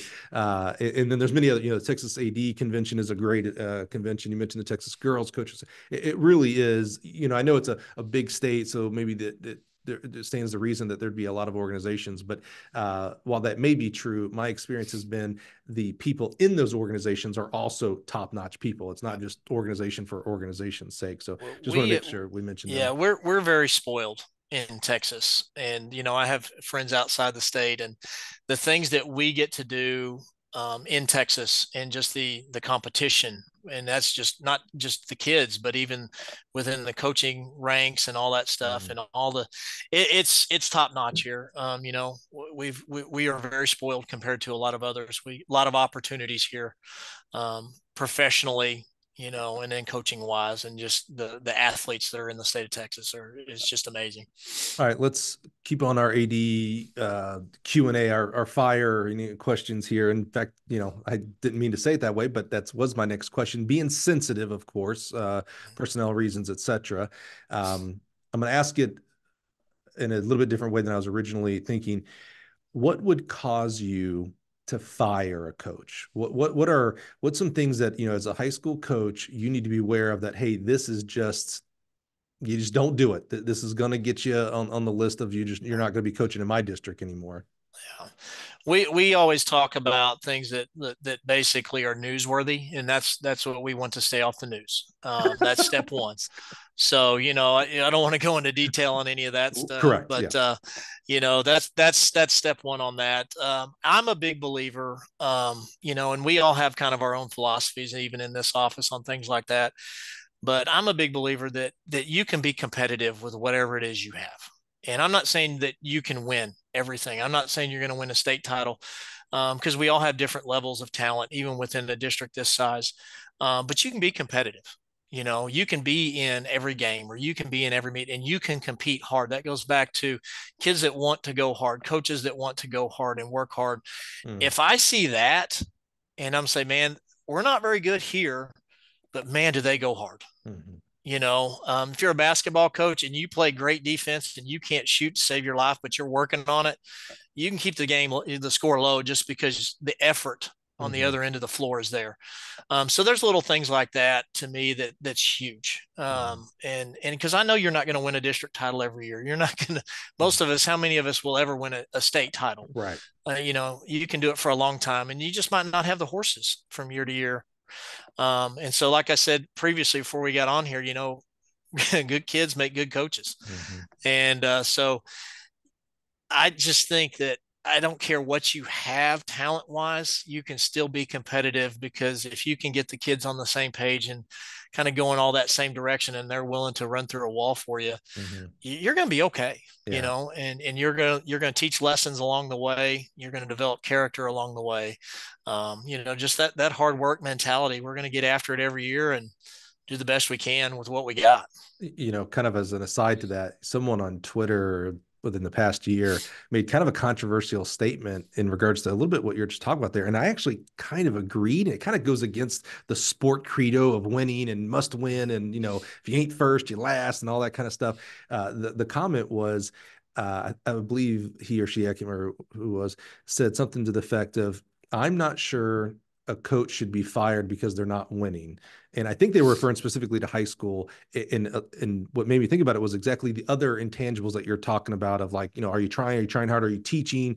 Are you leading the individuals? And, you go back to one of my original statements that 99.9% ain't going on to the next level. So we're talking about high school here, and I'll say there's no recruiting, meaning you don't get to go find the kid from Washington to come to your team in New York like we do in the college level. You have what you have. And it kind of, my first instinct, of course, was like, no, you got to win. You're a coach, you're supposed to win. And then I was like, you know what? Winning's hard. And I don't mean then we shouldn't try for hard things. I'm just saying there's only one district team winner. There's only one district 100-meter champ. There's only one state team title winner in your class. There's only one mile state. I think we tend to undervalue how hard winning is. Mm-hmm. And so to take a coach who hasn't won, and say, well, you're not a success, you need to be fired. Man, there's only one person. And God Yeah. bless, I know specifically in the state of Texas, I know plenty of like awesome coaches, like coach you out of coach you left and right and haven't won a team title because, again, there's only one. There's only one in that class every stinking year. Yeah. So just made me kind of think about that in regards to, I like that your first answer wasn't, well, yeah, how many times have they won districts or regionals? Are they Yeah. pulling in titles? Are they, or how many kids are they sending to college? And it's like, and you might have a genetics rule. You might have a bunch of kids who just don't have the genetics, but coaches worked them up. And to your point, they've kept it close or they're respectable. The coach is doing the things to make themselves better, to make the team better. Like, oh, okay, you're improving yourself to make the team better. Those seem to be values that you values that you crave there. Yeah, I'm a big believer, and I guess the best way I can explain it is if you give me a 7:30 miler out of middle school, and the guy next door got a 6-minute miler out of middle school, where did we start? Where did we finish? And so, you can only do so much. But yeah, of course, there's the X's and O's of a lot of everything, and that's what everybody likes to debate. Well, we should run this offense. We should run this defense. Okay, well, yeah, that looks cool. And I know you saw that on TV. However, I don't have that guy Right. at middle linebacker that runs 4.4 and weighs, 250 pounds. Right. Or I didn't get, like my youngest son. I mean, he's a step ahead. You come out of middle school and you're running 153. Well, the other kid I got right behind him, let's say he ran 230. Well, success is taking that 230 guy and getting everything that you can out of him. Right. Um, you know, it's one of those things. Success it's hard to define sometimes, Yeah. Yeah. but I'm a big believer. Where'd you start? Where'd you finish? And we can't forget, especially here on the high school side, we're working with 14 to 18-year-old kids. Yeah. Their bodies aren't growing. Your oldest son is a great example. Yeah. Someone could say, "Oh, coach didn't do a good job," and that kid had to go to swimming. It's like, no, that was the human body. That was just his body at that point. But no fault of coach. As Yeah. long as they weren't doing crazy things, running 100 Yeah. miles. But it was just No. like we forget we're dealing with kids that are still Mhm. not just maturing. I mean, come on, 14, 18. I imagine you were a little bit different as an 18-year-old than you were 14. I know I certainly was. Yeah. Yeah, Yeah. it's amazing. Yep. Okay, let's keep it going. Hey, how do you, this may be more of a personal question because I feel like it's coming up with my children. So, I coached for 10 years at a fairly high level. I coached in the SEC and had a, SEC champion, had a many All-Americans and things like that. And I wonder, can I be the dad in the stands that just shuts up as long as things are safe and let coach my kid or kids in track and field. And my kid's in junior high doing it now. Thank Yeah. God he's doing the throws, which I know very little about, so I can't say anything. But how do you ran competitively, you coached really competitively, you still are involved in the sport at a high level, with your both sons there. How do you sit in the stands, whether at practice or a meet, and just, all right, I heard you earlier say, not to micromanage, but there's still a little bit like, man, Yeah. why are they doing that? Oh, I would have done this. I need to talk to them. Yeah. How do you do it? Or do you not do a very good job? I don't know. I think some days are better than others. And Okay. you can ask my kids; they'll probably tell you that. For the most part, we're very fortunate here. We were able to hire some really quality people here. Bert Benning is the cross country and middle distance coach here at Northwest High School, and he was at Texas Tech, he was at George Mason. So I mean, we got very fortunate to be able to get him at the high school level. And then Brady Reeves is the head boys track coach. He was a collegiate runner. He ran at McMurray or there in Abilene. Yeah. So we've got guys that know what they're doing. And so that makes it kind of nice. Now that doesn't mean that when we get home, we don't discuss a few things, but it's not about what coach is doing. It's about what they're doing. And, Mm. for a long time, when the kids were little, and they're playing upwards basketball with mom and all that stuff, we only have one rule in our house. And that was always, if you don't go hard, I'm going to let you know. I don't care how many points you score. I don't care what you do here or there. If you're not flying around doing everything you can do, or for one little second, I think that you kind of quit on something, dad's going to let you know. And Mm. mom might get to you first, and then dad doesn't have to say anything. But and they definitely didn't want that. But that was it. That's basically our rule. And I think, their coaches will tell you that too, from Mm. middle school basketball to football. I mean, those guys, they flew all over the place just because that's how they were taught to play the game. Mm. There's no loafing, there's no relaxing. And so, when junior high kids are out there kind of cruising the 400, mine are just getting it from the gun. And I say, if you die, you die. Right. Yeah. And then next week you'll die a little later down the track. And so that's kind of just our philosophy, parent wise, and just get after it. And that's kind of how I was as a coach. Mm. We always say all out all the way. Mm. It All doesn't right, matter, all right. 400, 800. Let's just go all out all the way. We'll see what happens, and we'll start talking strategy as the year goes on. But let's knock that out first, that the effort's going to be there, because that's the only thing you can control. Tell them that all the time. You can't control what everybody else is going to do, but you can control how hard you go. And that's it. That's really all you can really control. Now I'm curious. You said if mom gets to him first, dad doesn't have to. Does dad really not, just because mom got there first? If mom gets there first, I'm usually the one that, like, hey, let's pat him on the back. You gotta All let him right. up Okay. All right. because All right. let's just be honest, mom likes to win. And so I mean, we all do, but she's kind of special when it comes to I love that. it. I love it. That's the expectation with mom. She doesn't care how you get there. She don't want to talk X's and O's. She don't want to talk training. She just knows when they from the gun to the finish line. She knows what she wants to see. So, I love it. I love it. uh, All right, let's turn our attention to some other, pretty hot button topics here. How do you see it going today? How do you wish it might change? Is it even an issue? Talking about clubs, talking about outside coaches. And now we recently had from Texas down the Houston area, a club summer coach, and very refresh. I shouldn't say refreshing. I think the bad apples get the bigger press. You're going to correct me here, George, where I'm wrong here. So when we talk about the club coaches, and I'm talking about track specifically, but you may stretch it out to, I know volleyball club's a big deal, softball, baseball, etc. Basketball. Some summer coaches, private coaches, want to rule the whole time. Like, even when it's high school season, the kids should be coming to me to coach. Some high school coaches don't want their kids to go to outside coaches at all, ever, whether it's in season or out season. Give us, from the AD perspective, how are you seeing private club coaches? Going well, not going well? We need to make changes. Talk to us kind of in that environment of club coaching. yeah. And that's another one of those. It depends, because every sport is a little different. Yeah. And then even within the sport, a lot of the clubs are different.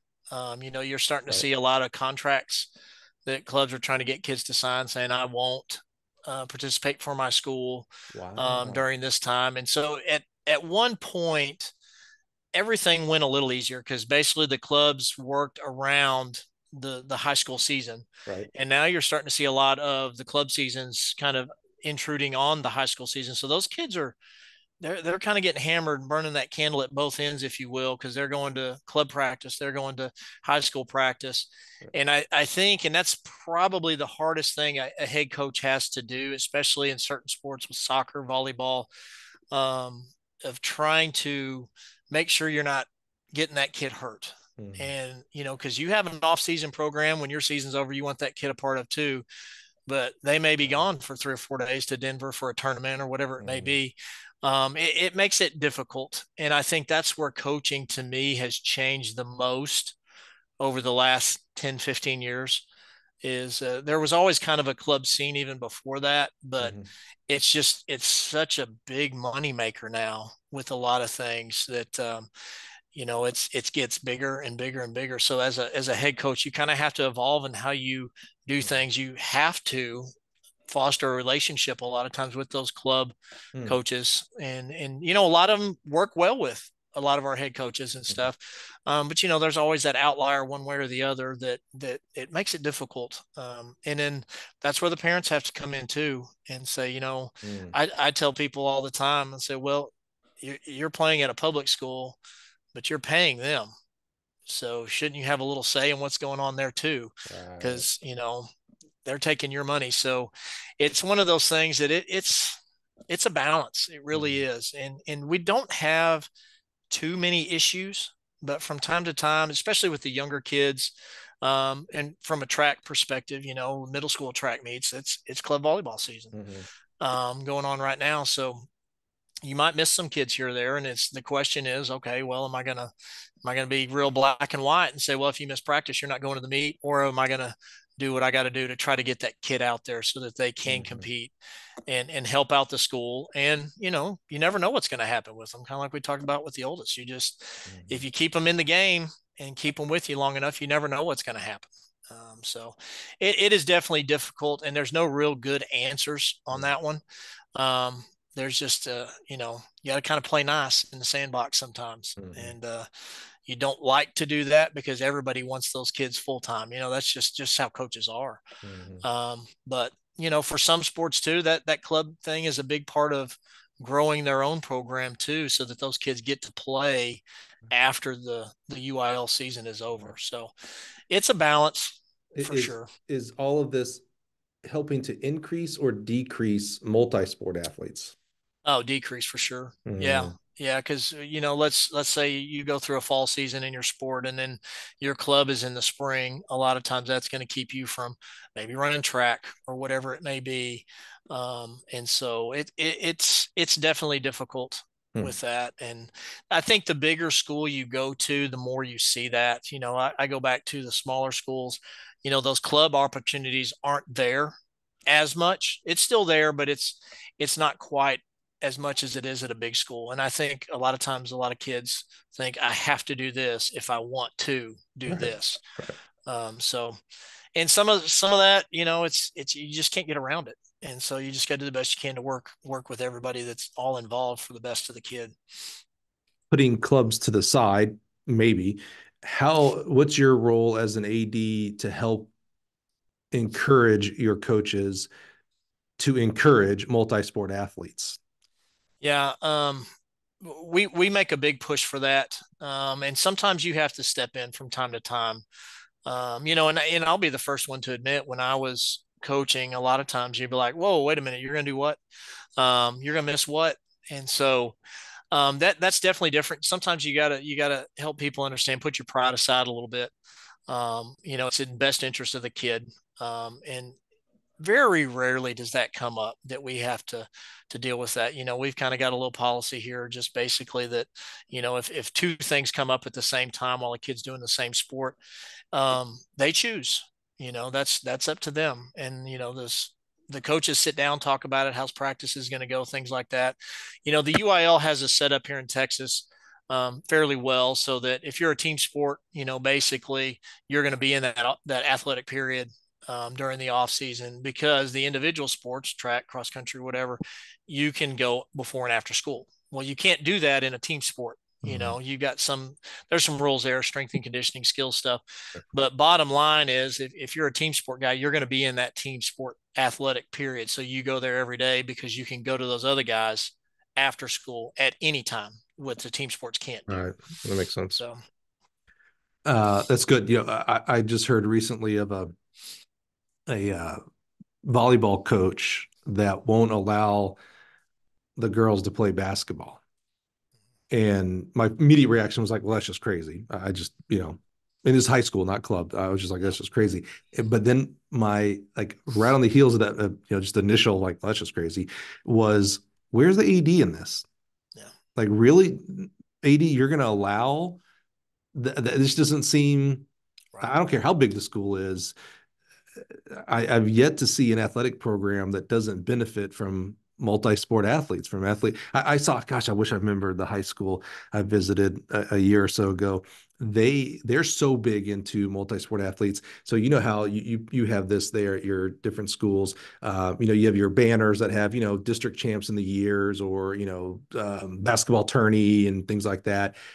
They had banners for their multi-sport athletes. So they had two sport athletes, and they listed all their two sport athletes, Yeah. three sport athletes, and there wasn't very many, and then four sport athletes, which there was like two, and it was like, holy, first of all, I was amazed that somebody could do four sports. Like, but I was like, wow, I really love that message to the athletic, to the school, that, hey, we encourage, if you want to play more than one, we're here to support that. And I felt like they probably had more multi-sport athletes because of that, because, you improve what you measure, and it's like, well, here they are measuring it, putting your names up, for all to see. I just thought that was amazing. That to me is putting action behind words. It's one thing to say, we want multi-sport athletes. Like, okay, well, we're going to exalt you then for being that multi-sport athlete. Love that. Absolutely.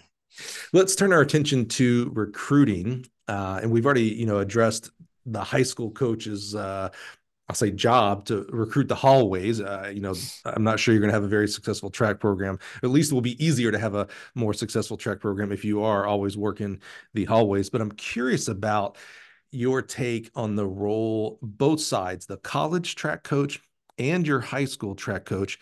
What role should the high school track coach play in the recruiting process for their athletes? Let's start there, because then we'll go to what you would hope our expectations are for the college coach. What role? I've seen both sides. I've seen the high school coach say, hey, this is college, so you and your parents need to figure that part out. And then I've seen very intimately involved, calling colleges, et cetera, sitting down and advising kid on, hey, this is probably not your level, but this maybe is, et cetera, et cetera.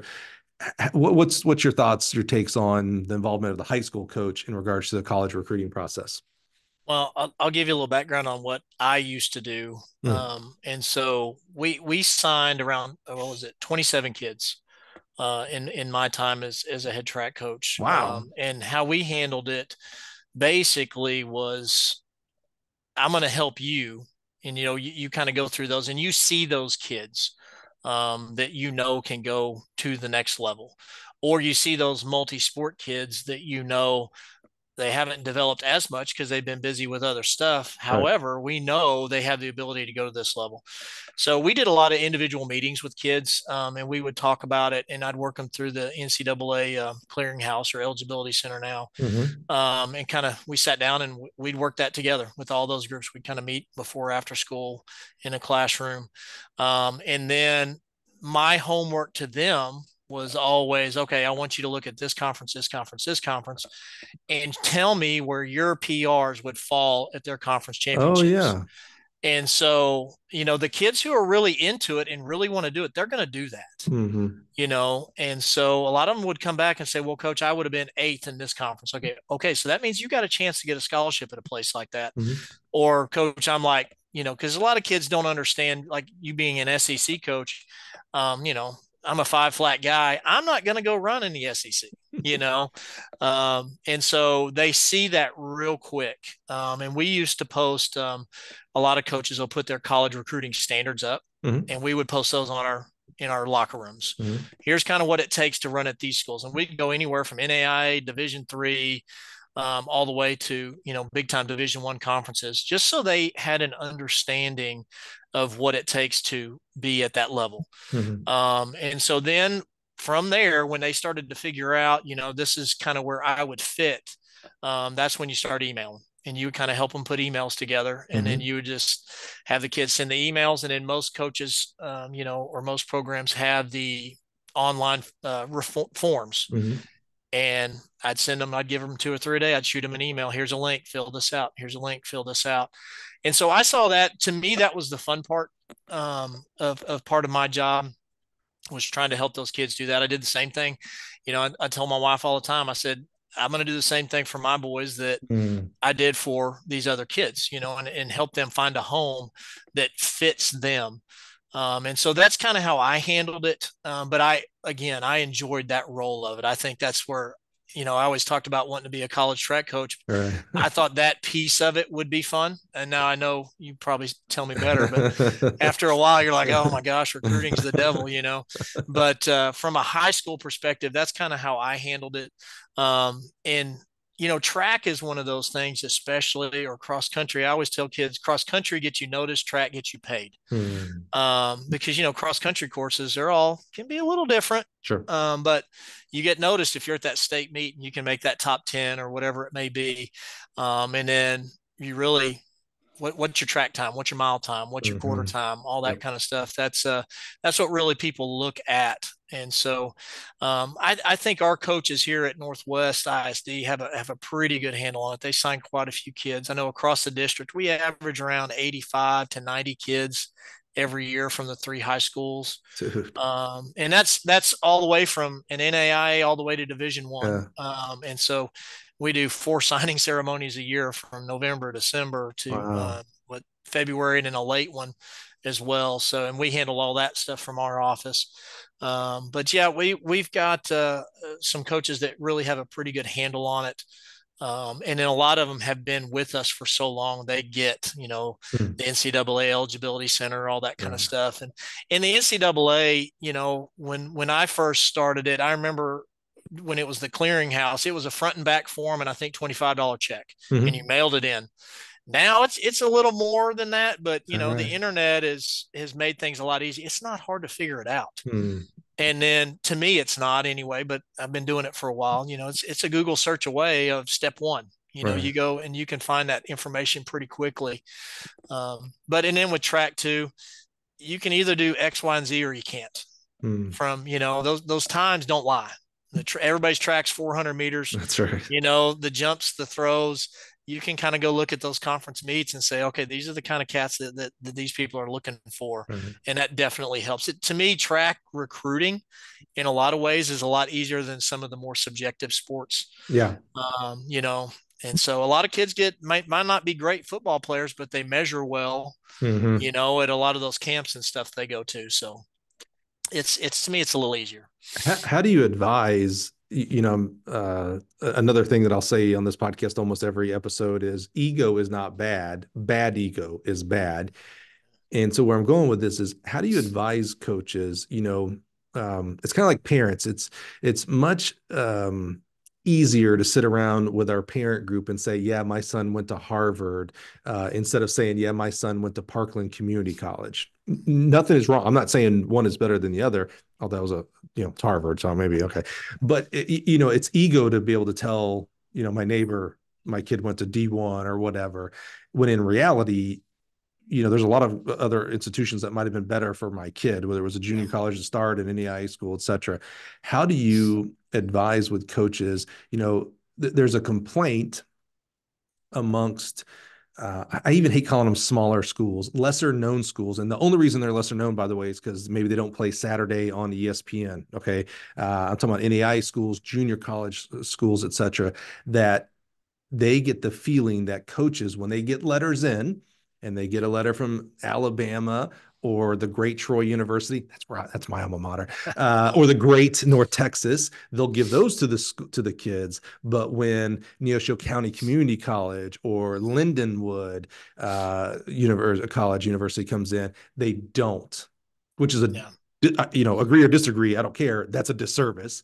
How do you advise the coaches that, hey, it's not your job to feed your own ego of where your kid Yeah. signed with, nor is it your job to maybe what's the word I'm looking for here, to sieve through what you should or should not look at, but what's best for the kid. And that involves not only the things that you gave examples of like, hey, yeah, I know you want to go to the SEC, but you run 5 minutes. Yeah. Yeah. I just, maybe we could find someone for you to walk on, and that might be the right Yeah. answer. There's nothing wrong with that either. But what's your goals? Oh, you want to be on a conference championship team? You want to contribute? Oh, okay. Well, maybe let's go look at the RMAC. That's actually terrible for a five flat as well. But let's go look at this conference or this school, this Yeah. division, this level, etc. But also, your job, possibly as a coach and AD, is to look at, well, what's the right place for major? What's the right location? Are you someone who needs to maybe stay a little bit closer to home, or are you fine going across the country? Level, of course, NAIA, JUCO, D3, D1, D2, things like that. How do you advise coaches on dropping the bad ego and literally, we all say this, we do it for the kids, doing what's right for the kid, for that individual kid? Yeah. You know, individual, you said it right there. Like with my own, we make lists, and I did with all the kids. What's your number one thing? What are you looking for? Is it your degree? Is it the team? Is it the coach? And I always advise kids, that if you, let's say you don't run there, would you still go to school there? Because that's a big deal, and so you have to find that fit from the competition level. And so that's super important. But like with my middle son, he had his list. The coach was super important for him because he wanted to run fast. Bottom line, he had been kind of a multi-sport guy, and he only really ran for 1 year. And when that was all he did, everything else he was doing other things as well. And so the coach was a big deal. And then the team for him was a big deal because he never really had a team to train with. Every practice, he was basically flying solo because they just didn't have other guys that did what he did or could do what he did. And so, that he wanted the idea of being able to train with a quality group of guys. He wanted a quality coach. And then, I'm not going to say education was third, but we also know in our family that piece of paper, I can get that anywhere, especially depending on what your degree is going to be. And at that time, I think he, of course, just like everybody in the family, he was going to go be a coach. So, a lot of people don't go to Tulsa University at a private school to become an educator. So his big draw there was the team and the coach. And somewhat close to home, because our other one was he's way up out of in the middle of nowhere up there, 10 hours away from us. And he saw how kind of a strain that was. And so he's like, well, I'd like to be around a little closer. But it was the team and the coach that drew him there. But everybody's going to be a little different on that. We've had kids that degree was number one. I've got a girl that ran 4 years ago. She's up at Boston University becoming a neurosurgeon. And so, you've got to kind of balance that. You got to find, and I think that's kind of what you're talking about is having those conversations with the parents and with the kid. Where do you fit athletically? And then what are your priorities going forward? And again, if you go to school there and let's say you get injured or you're just not on the team anymore, are you going to stay there? Because if you stay there, then I think then that's the right place for you. If you can say, I would go to college there, even if I wasn't competing, I think that's an important thing to think about when you're making that decision. But everybody's going to be a little bit different and everybody has different motives. You just have to find that right fit for each person, competitive level, and then the academic side of it as well. Everybody's going to be a little different on that one. And earlier you said about when we were talking about club coaches, you talked about, well, the parents need to be involved as well. And I think because we ask these coaches to do all those things that you just mentioned for the individual. Well, every individual is different. I mean, what fits this one kid, they may be very similar in a lot of aspects, whether it's grades and events and PRs, homesickness, etc. They can be very similar. but two very different schools are curriculum. I love your example of your oldest being at Adams State. I have to imagine, and this is no slam on Adams State because I think a lot of Adams State, you have to explain when, say, oh, where's your son go? Goes Adams State. Oh, where's that? That's probably a natural reaction. Say, oh, it's a great school up in Colorado, blah, blah, blah. Your middle son's maybe a little bit easier. It goes University of Tulsa. Okay, well, I know where Tulsa, Oklahoma is. What kind of school is that? Those kind of things. But you didn't succumb to like, hey man, you could walk on at Alabama. It'd be a lot. I'd be a lot cooler amongst my parent group if I told them my kid was Alabama. So I love that example of like Adams is the right place for him. Tulsa is the right place for him, and Lord knows who. Well, and some, we even ask, say, how important are those Saturday football games? Mm-hmm. Do you want to be at what you see? And you know how it is. Football kind of drives admissions. And you have a really good team, if you're at the University of Texas or wherever it may be, and they have a great year, those admissions are going to go up. And for some, there's some kids that the right fit for them is I might never make a conference team. However, I get to go to football games on Saturday, And we need to stop demonizing that, by the way. I agree. We all have our own reasons for going to whatever school we go to. One of those could be, to your example right there. You know what? I'm not going to go pro. But you know what? I do like college football, or I like the pageantry of it. So I want to go somewhere where it's quote unquote big games or whatever, those kind of things. Another reason might be, hey, you know what? I have zero money. My family has zero money. I don't care where it is. I have to have a full ride. I see this too many times where we demonize that, where you're just chasing the money. You don't really love the sport. It's like, okay, maybe that's true because they need it. Who are you to judge on this? And as far as going, that kid could have come to my school and, been all conference. Instead, they went to this other school just because they have a big football team. They're not going pro.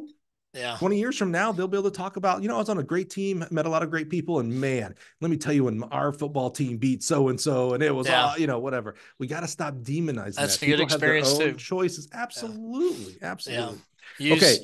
Use sport as your vehicle to get what you want. Yeah. Absolutely. That's exactly right. Use the sport. That's exactly right. You don't owe that sport anything. You don't owe its dedication. You don't owe it your passion 100%. That's exactly right. Okay, we got a few more minutes. I want to get a couple more questions in. I do want to talk about the reverse side there, the college recruiting side. Big debate is, should a college coach call the high school coach to ask about Sally or Sam?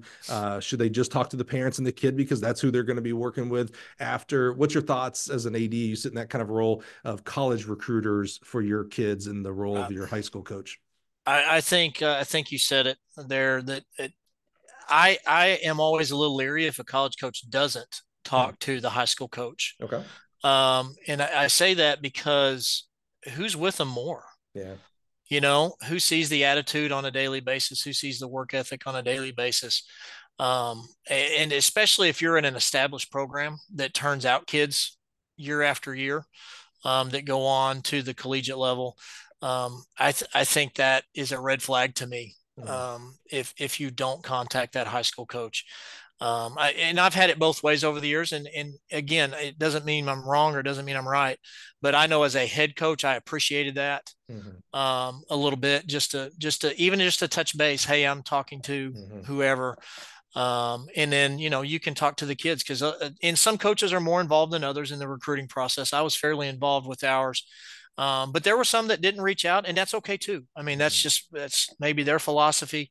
But definitely, as a college coach, you definitely got to talk to those parents, and you got to make sure that they're comfortable with that fit. But it's one of those things that, to me, college recruiting has changed over the years. Like when it was me, you got letters, and oh man, those letters were awesome. Right, they had the school insignia on them. There's not a lot of that going on anymore. Now it's more social. Oh, it's more social media now. More Instagram. Yeah. You get followed by a coach on Instagram and then they start messaging you that way. Right. there was very few letters that Huh. mine got. It was Yeah. all Instagram, Twitter, Huh. maybe an occasional email, things like that. Yeah. And I always thought it was cool, and that's probably because I'm old school. When that coach would come onto campus and they'd have their polo on Yeah. from Yeah. whatever school, boy, you want to talk about getting the kids talking. And that was some cool stuff Yeah. when Yeah. coaches would do that. And I know their time is super Yeah. valuable, and recruiting is, used to be recruiting budgets, especially for track or something, they're probably kind of non-existent. So they recruited a lot of the local kids, things Right. like that. So it was a little easier. Yeah. But now a lot of it's more social media driven Hmm. that I have seen. Yeah. Yeah. So and I get it. It's a little easier that way, but man, it still is cool when they get those letters from the Yeah. coaches. Kids love that stuff. I was gonna say, Kids love getting mail. I was I was not a recruited athlete at all, but still got recruited for college, to go to college. And I remember having a garbage bag, finally Yeah, paring down. And it was a garbage bag full of stuff. So I always yeah, thought, I was like, oh my God, these highly recruited kids, like, oh my God, yeah, like they got garbage yeah, bags full yeah. of just letters on letters on letters. It's interesting what you just said there at the end that, you know, they like receiving letters. I wonder if it's a Mm-hmm. little bit like there's still this like romanticism, George, if I email you after this interview and I say, hey, George, you did a great job, appreciate you, blah, blah, blah, that means something to you. It's like, oh, thanks for Sure. saying thanks, Mike. If I were to send you a handwritten note, and George, just Mm. to not disappoint you, I'm not going to do this. I'm sorry. But if I did, you'd be like, oh my God. First of all, you wouldn't be able to read it because my handwriting's terrible. That's why I Yeah. really don't do personal notes because I can't even read my own handwriting. But you'd be like, oh my God, wow, Mike took the time. And for me, it's a little bit like, yeah, I don't care about the medium. Like I care that you said thanks. Like, Yeah. oh, Yeah. what is it? What do we say around Christmas? It's the thought that counts. It's the thought that counts. Like it's like, True. oh, you wanted to say Yeah. thanks. I don't care if you texted me, emailed me, smoke signaled me, letter. The vehicle doesn't matter to Yeah. me personally. But I Yeah. wonder if it's now even for kids, 18-year-old kids, if it's flipped, it's like, oh, I never get a letter. My Yeah. parents, only time they get something in the mail is it's a bill. Now I get a letter from a coach and it's a good Special. news. Yeah, yeah. I wonder if there's a little Mhm. bit like I wonder if some recruiters are like, hey man, I do letters because it sets me apart. That's you're always Yeah. trying to set apart. Okay. Last two questions. Uh, what advice would you give? There's a high school coach. I shouldn't even say high school coach. There's a track coach, track specifically, that wants to transition into administration. It might be next year, it might be 5 years. They maybe want to work towards that. What advice would you give them to be as prepared as possible for an opportunity that might come next year or 5 years from now? The biggest thing that I see is get involved on your campus. That Mm. campus administration side. If you're not in a leadership role or attempting to be in a leadership role or helping at that level, it's kind of hard to say, okay, well, I haven't done this at a small scale, but I want to do it on a big scale.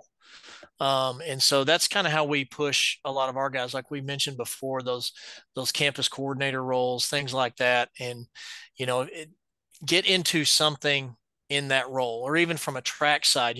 If you can, I'm a big believer, if you can run off a quality track meet or a cross country meet, I mean, you're an organized individual, Mm-hmm. because that's not an easy thing to do. And so, the campus roles, everything that you can do on that scale, is huge. Showing, because if, like I said before, if you can't do it on a small scale, Right. it's going to be hard to justify you doing it on a very large scale. So, to me, that's the biggest thing. Get involved in those roles. Be seen as that guy on campus that, okay, I can do that. Or if your principal comes to, yep, I can do that. And so you have to be somebody that people see you as accountable and that they can count on you to get stuff done. Or maybe, be that guy that nobody has to tell you to do anything. You just do it. So that's huge.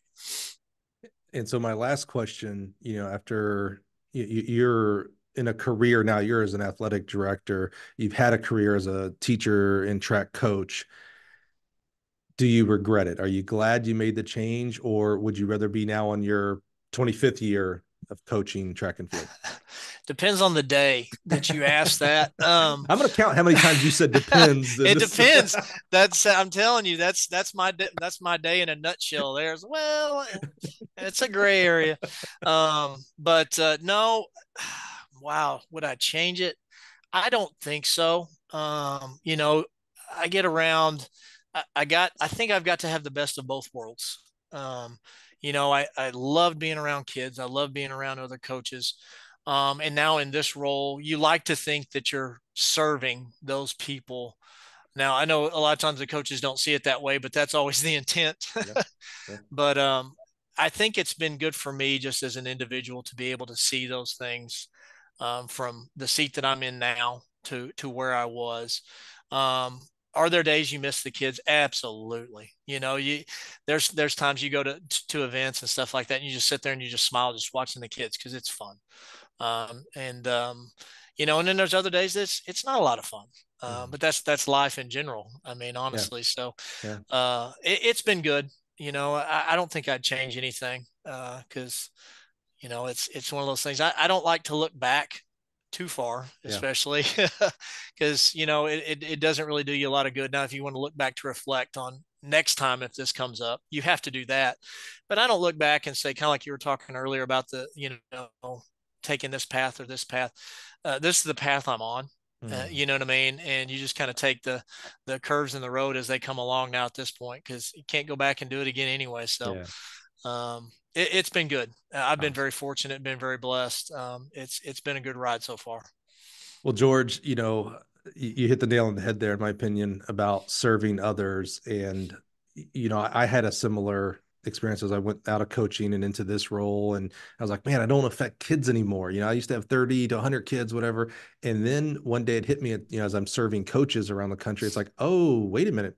I actually might be affecting more kids positively by serving the coaches who serve them. And I think that's what an athletic director does. An athletic director that's doing it well. They are supporting their coaches so they can go out and do the things that we talked about in the positive manner, the positive impact that they make on kids. So, there is no bigger fan, no bigger cheerleader of track coaches than this guy right here.